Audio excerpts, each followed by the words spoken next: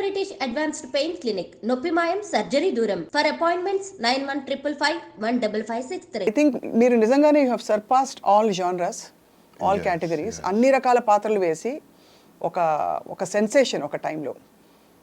So ఇప్పుడు ఎలా ఉంది from there till now?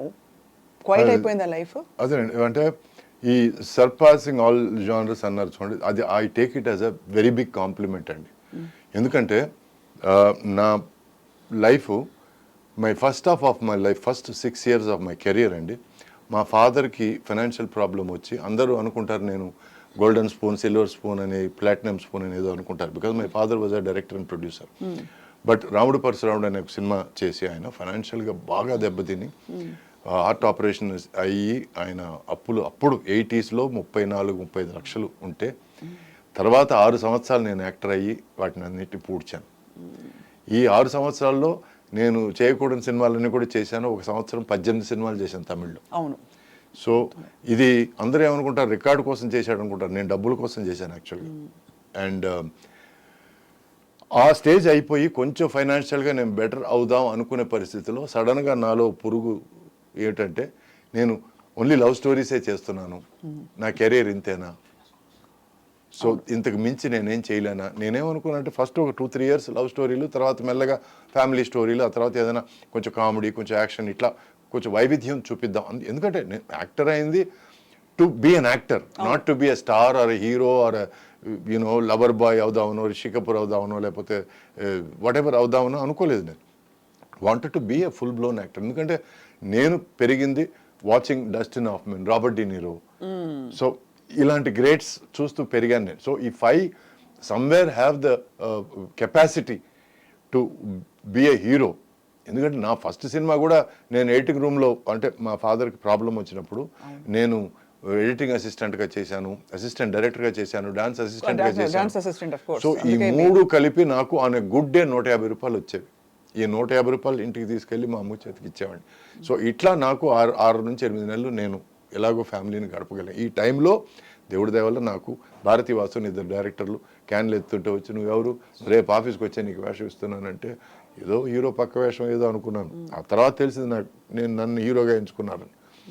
So యథేచ్ఛగా వచ్చిన ఒక ఆపర్చునిటీ. నేను ఆ స్టేజ్కి వచ్చినప్పుడు ఇలాంటి వాళ్ళలాగా చేయాలి, ఇలాంటి వాళ్ళు చేసిన క్యారెక్టర్స్, రాబర్ట్ డినీరో, డస్టిన్ హాఫ్మన్, ఈ పేర్లు చెప్పాను కదా, ఆల్ పచినో. సో ఈ 3 దేవుళ్ళు నాకు ఆ టైంలో. చాలామంది అంటారు కమల్ హాసన్ గారు కూడా వాళ్ళ 3 అంటే బాగా ఇష్టం అని. So there were the greats in the 1980s. So నేను అప్పులంతా మొత్తం మీద తీర్చేసుకొని ఇంక మనం కొంచెం రిలాక్స్గా ఉందాం, ఇప్పుడు డబ్బులు సంపాదించుకుందాం అనే టైంలో నాకు ఈ పురుగు స్టార్ట్ అయింది. నేను ఐఎమ్ గెటింగ్ స్టక్ లవ్ స్టోరీస్లో, so I need to do something else అని నా ప్రొడ్యూసర్ని పిలిచి వేరే కథలు ఏమన్నా ఉంటే చూద్దాం, ఫ్యామిలీ స్టోరీస్ కానీ కొంచెం ఏదైనా థ్రిల్లర్స్ కానీ ఏదైనా చూద్దామంటే, ఎందుకయ్యా నువ్వు బాగున్నావు కదా, సినిమాలు నువ్వు 10 రూపాయలు ఖర్చు పెడితే 12 రూపాయలు వస్తుంది, 2 రూపాయలు మాకు మిగులుతుంది, నువ్వు తింటావు మేము తింటావు అని ఇలా మాట్లాడారు తప్ప ఎవరు ముందుకొచ్చి నాకు దే రెఫ్యూజ్డ్ అండి. చేస్తే నీతో లవ్ స్టోరీస్ చేస్తాం, లేకపోతే వేరే హీరోయిన్ చూసుకుంటాం అంటే, అప్పుడు I had to take a decision. అప్పుడు ఒక ఇల్లు కడుతున్నాను, ఒక 40% అయింది. ఈ టైంలో common sense is okay fine, ఇంకో 2 సంవత్సరాలు ఇట్లాగే 2-3 సంవత్సరాలు గడుపుదాం, ముందు ఇల్లు చక్కబెట్టుకుందాం. బట్ నాకు కామన్ సెన్స్ అని ఏమి లేవు కదా అని చెప్పాను. నన్ను నువ్వు రిజెక్ట్ చేసినప్పుడు, వేరే దేనికి నేను పనికిరాను అనుకుని రిజెక్ట్ చేసినప్పుడు, నేను ఇంక నీ సినిమా చేయను అని ఇలా 11 సినిమాలు చేయలేదండి, 11 films. సో దాంతో ఆ సగం కట్టేసి నీళ్ళు కూడా అమ్మాల్సి వచ్చింది. ఆ తర్వాత తమిళ్లో ఒక 7-8 నెలలు నేను ఖాళీగా ఉన్నాను. No work. ఎందుకంటే ఇండస్ట్రీలో వాళ్ళు ఏమన్నారంటే, అమ్మ పడమటాయా వాడు సినిమాలు చేయడండి, వాడేదో చాలా అప్పుడే ఏదో ఫైటింగ్లు అవి చేయాలి, యాక్షన్ చేయాలి, అది చేయాలని మోసేశారు కొంచెం. నేను అడిగింది ఏంటంటే కొంచెం థ్రిల్లర్స్, ఫ్యామిలీ స్టోరీస్ వెళ్దామండి, అక్కడ నుంచి మనం ఏదైనా కొంచెం నెక్స్ట్ స్టెప్కి వెళ్దామండి అని అనుకున్నా. ఈ టైంలో నాకు మొత్తం చుట్టూ అంధకార బంధనం లాగా కనిపించింది. నాకు ఐ డెంట్ అండర్స్టాండ్. అండ్ నేను ఇల్లు అమ్ముకొని బతుకుదేరు కంటిన్యూ చేసుకోవాలి కదా, బికాస్ అప్పటికి నేను సెటిల్ కాలేదు. అంటే మ్యారీడ్ లైఫ్, పెళ్లి చేసుకున్నాను, సెటిల్ కాలేదు, because it was not going very well. And ఈ కెరియర్ కూడా ఇలా జరిగినప్పుడు నేను ఇంక వేరే దారి లేకుండా నేను అక్కడ సురేష్ ప్రొడక్షన్స్ ఆఫీసు నాయుడు గారిని కలవడానికి వెళ్ళాను. ఆయన బిజీగా ఉంటూ హైదరాబాద్లో నేను ఎక్కువసేపు అక్కడ ఉన్నాను, అక్కడ కలువు నేను నిశ్చితంగా మాట్లాడతాను నీతో అన్నారు. సో హైదరాబాద్ వచ్చి నాయుడు గారిని కలిసి నాకున్న ప్రాబ్లం నిజాయితీగా చెప్పాను. సార్ నేను యాక్టర్ కావాలనుకుంటున్నాను సార్, కానీ నన్ను అలో చేయడం లేదు సార్, నన్ను బొమ్మలాగా వాడడానికి ట్రై చేస్తున్నారు సార్. సో నాకు చేంజ్ కావాలి, డబ్బులు కాదు సార్, నాకు మంచి వేషాలు కావాలి, అంతే కదా సార్, ఓకే పో అని అన్నారు.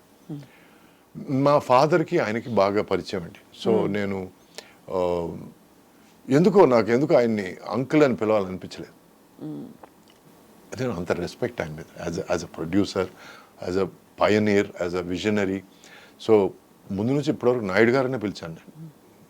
చిన్నప్పుడు ఏమైనా తెలియకుండా పిలిచుండొచ్చు కానీ అంకుల్ అని. బట్ కరెక్ట్గా అండి మీ నంబరు ఒక 15-16 days తర్వాత అక్కడ నుంచి ఫోన్ వచ్చింది, ఇట్లా పుట్టింటి పట్టుచీర సినిమా.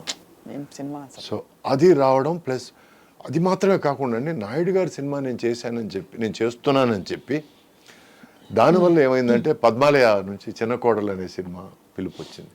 ఆ తర్వాత ఉషా కిరణ్ మామాశ్రీ అనే సినిమా పిలుపు వచ్చింది. నంబరు 3-4 నెలల పరిధిలో ఈ 3 సినిమాలు రిలీజ్ అయ్యి 3 సినిమాలు బాగా ఆడాయి. సో దాంతో నా లైఫ్ మళ్ళీ స్టార్ట్ అయింది. సో నేను 3 వచ్చి కొంచెం లేడీస్ ఓరియంటెడ్ సినిమాలు, ఫ్యామిలీ డ్రామా సినిమాలు. నేను తమిళ్లో నేర్చుకున్నది నేను ఇక్కడ పెట్టుకున్నాను. ఏమిటంటే వరుసగా 2-3 సినిమాలు ఒకే జానర్లో ఉండకూడదు. I wanted to do different stuff. అందుకే నేను సుమన్ గారితో ఒక సినిమా విలన్గా చేశాను, ముత్యాల సుబ్బయ్య గారి సినిమా. ఆ తర్వాత పరువు ప్రతిష్ట అనే సినిమా సుమన్కి విలన్గా చేశాను నేను. ఆ తర్వాత ఫుల్ బ్లోన్ విలన్ దొంగాట. ఆ తర్వాత మళ్ళీ చిరంజీవి గారితో సినిమా ఇద్దరు మిత్రులు. I was happy doing different stuff, ఎందుకంటే ఇట్ గేవ్ మీ ఫ్రీడమ్. ఎందుకంటే ఇప్పుడు రొమాంటిక్ అంటే ఒకే లుక్, నువ్వు లేకుండా నేను చచ్చిపోతాను, ప్రాణదాసి, ఇవన్నీ ఈ డైలాగులు బోర్ కొట్టిపోయిందండి. So I needed to do something different. ఈ టైంలో Ammoru was a godsend. ఎందుకంటే నాకు there was drama, there was thrill and the same time amazing VFX. It was a trademark film. So దానివల్ల ఎందుకు ఇంత నేను కథ చెప్పానంటే, అది చెప్పండి it's very interesting to see. అంటే అది చాలా సాహసోపేతమైన, మీరు చెప్పినట్టు నిజమండి. అలా కంఫర్ట్ జోన్లో ఉండిపోవడం వేరు, కానీ మీరు ఆ రిస్క్ తీసుకుని దాని కష్టాలు పడి నలిగి మళ్ళీ బయటకు వచ్చి అది అంటే నేను ఎవరి మీద కంప్లైంట్ చేయడం లేదు. అప్పట్లో నేను తమిళ్లో మ్యాక్సిమం తీసుకునేది 5 lakhs అండి. ఆ తర్వాత నాయుడు గారి సినిమా ఒక 3 నెలలు దాటి షూటింగ్ ఉంటుందని చెప్పినప్పుడు నేను ఇంకో సినిమా ఒప్పుకున్నాను. పేర్లొద్దు, మనుషులొద్దు.